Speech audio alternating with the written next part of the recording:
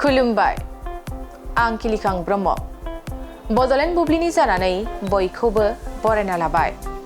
दिनै 11 डिसेम्बर 2024 नोंथांमोननो बड'लेण्ड बुब्लिया दिनैनि साना मानि थाखाय मिथिजायो एबा दिनैनि सानाव मा हाबाफारि फालिनाय जायो नोंथांमोननो फारि फारि बड'लेण्ड बुब्लिया फोरमायगोन। दिनैनि सानखौ इन्टारनेशनेल माउन्टेन डे महरै फालिनाय जायो।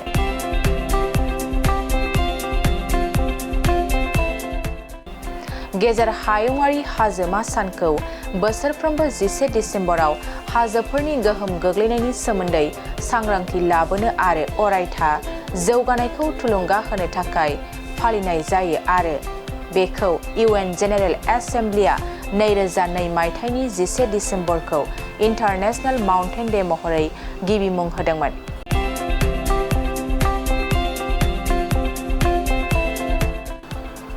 बेनि अनगायैबो दिनैनि सानखौ इउनिसेफ डे,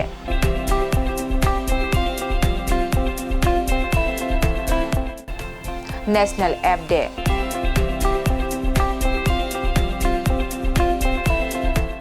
आरो बार्किना फेस' रिपाब्लिक डे महरै फालिनाय जायो।